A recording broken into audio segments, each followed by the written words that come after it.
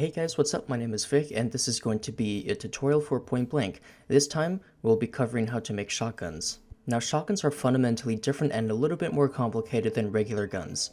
Their reloading is more complicated. Regular reloads are just one animation, as you can see here for the AUG gauge bar, but shotguns have an actual collection of animations that are stitched together to create one singular reload animation, although it really consists of like 6. So shotguns are weapons that are loaded by loading in one shell at a time in a loop as the player loads in each shell. As a whole, it accomplishes this system by stitching multiple animations together in 3 stages. The first stage is the prepare stage, the second stage is the iterative reload stage, and the third stage is the finish stage. These animations are stitched together in the game to cohesively get the shotgun to reload. You can have multiple animations for each of these stages, and you can have these animations play at certain conditions. So if we want to accomplish a reload like this, then we would need to design 2 animations for the iterative reloading stage. The iterative reloading stage is where animations play that load in the shells. So in this case for the MA70, I have 2 reload animations. There's one that puts the shell in the chamber, and there's one that reloads the shells regularly. So the idea is we want the chamber load to play first, and then the iterative reload to play after that. To get these animations to play smoothly, we need to have a prepare stage and a finish stage. For the prepare stage, the gun will start at the resting position and then end up at the reload position, like so. This animation would play if the gun is not already empty and it just needs to load in more shells, so there's already at least 1 shell in it. So it'll play this animation first, prepare, and then it'll move to the iterative load animations.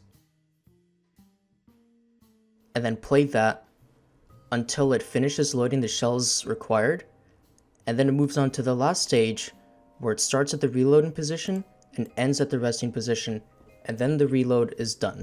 If your gun is fully empty, 0 shells left, then we would want to play an alternate prepare animation. So the gun will start at resting position and then get into a position ready for a chamber load, which is where this animation comes into play. And this is where the character will insert a shell and then move to the regular reloading position so it can smoothly transition to the iterative load animation and load in the rest of the shells. Of course, if the player only has 1 shell to begin with and they can only afford to put in 1 shell in this animation, then it'll skip this animation, the iterative load, and skip straight to the finish stage. So this system is complicated, and it's also not complicated at the same time. It was a little hard to explain, but hopefully you got the idea. So if we take a look at the sample shotgun JSON file, we can see that largely it looks very similar to other guns. So if we open the sample assault rifle, it's really similar. A few key differences are in reference to the reload animations, so we'll take a look at that first since that's the first thing we talked about. In a regular gun, you have just 1 reload animation, phase reloading, the condition, the duration of the animation, and then the shake effects. It's very similar for shotguns, except you need multiple animations for each stage. So here, I have 1 animation for the preparing stage. I have a second one as well for the second alternate preparing animation I have. Based on these conditions here, now I know this -1 thing is confusing, just go with it. This prepare alt animation is designed to play on this condition, and it means that this animation, prepare alt, will play when the gun has 0 ammo left in its gun. So it needs to load in a shell for the first time, so that it can prepare to play this animation in the next stage. This animation is the alternate prepare animation, and this animation will play when the gun, now I know this condition is also confusing, but just roll with it. This prepare animation will play when the gun has more than 0 ammo in it. So once we have these prepare stages started, and keep in mind, these animation stages are differentiated by their phases, their stages. So preparing, and now we move on to the next phase, the next stage, reloading. And this is where the phase here is going to change from preparing to reload. This one is a little bit more straightforward. Basically, this animation is designed to play based on the condition to play the chamber load animation. In other words, this animation, when the gun has 0 ammo and it needs to load in its first shell. And then you got the shake effects. And by the way, you can add the shake effects for these animations too. So that's how this animation will work. But then there's an alternate reloading animation, also in the reloading stage, for a different condition if the ammo count is greater than 0, to play the iterative reload animation, which is this one.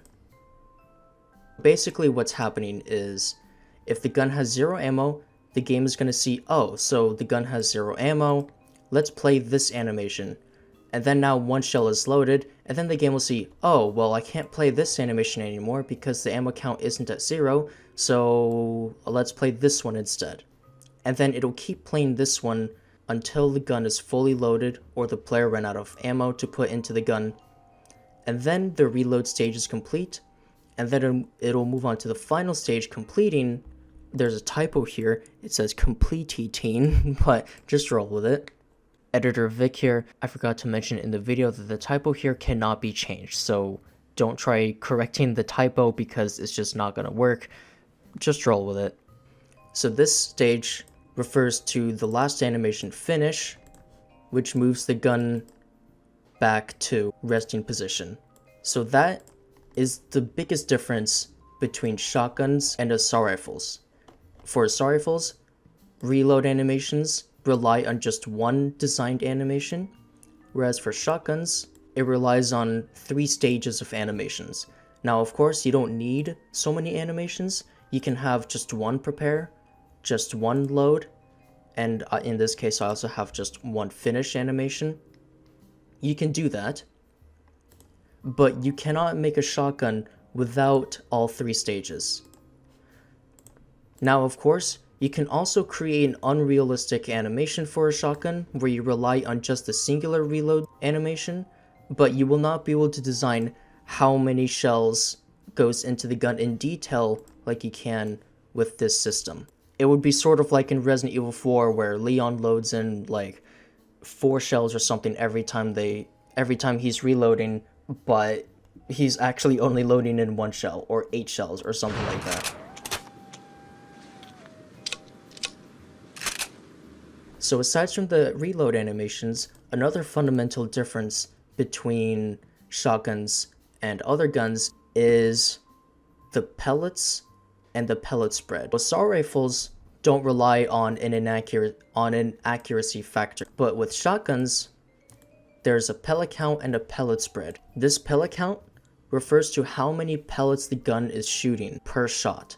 So ordinarily, a gun would shoot just a bullet, 1 bullet, but shotguns shoot as many pellets as you design. So for this gun, I designed it to shoot 30 pellets. This means it shoots basically 30 bullets per shot. This damage is the same as the assault rifle one, but this damage refers to the damage per pellet. So that means if all 30 of these pellets land on a single target, it would do 75 damage. And aside from that, the other new value is pellet spread, which basically assigns the accuracy factor of these pellets. For this example, I've set it to 0.1. The higher the number is, the less accurate it's going to be. So I set the value to 0.1 because it's a pretty decent balance for shotguns considering the accuracy decreases when you run and increases when you aim. Another new value I want to introduce here that isn't found in the assault rifle sample file is the muzzle flash scale. And the reason why this might be useful is because since it's a shotgun, maybe the muzzle flash should be bigger to indicate it's more powerful. Of course, you can also use this for the simplest rifle if you want to, but basically, muzzle flash scale refers to the size of the muzzle flash in the game. Setting it to a bigger number will make it bigger. Setting it to a value smaller than 1 will make it smaller than the default, and the default is 1. Another new value I forgot to mention earlier that needs to be introduced in order for iterative reloads to start working, and this means the iterative stuff will not work if you don't have this line. You need to have max ammo per reload iteration, and this basically tells the game that the gun needs to use iterations and it needs to load in a specific number of bullets or shells per iteration. So in this case, since the player's loading in 1 shell per animation, we want the game to load in 1 shell per iteration. So when it plays this animation, the chamber load, it'll load in 1. If it plays the iterative load animation, it'll also put in 1. Editor Vic again, just be advised, this line here, reload cooldown, you don't need it. It's not necessary, it's not useful for anything, so you can safely delete it. And that about wraps it up for how to add a shotgun into the game. The process is a little bit more complicated, there are more animations involved, but hopefully you got the general idea. You can start experimenting and start implementing your own shotguns. Have fun with it.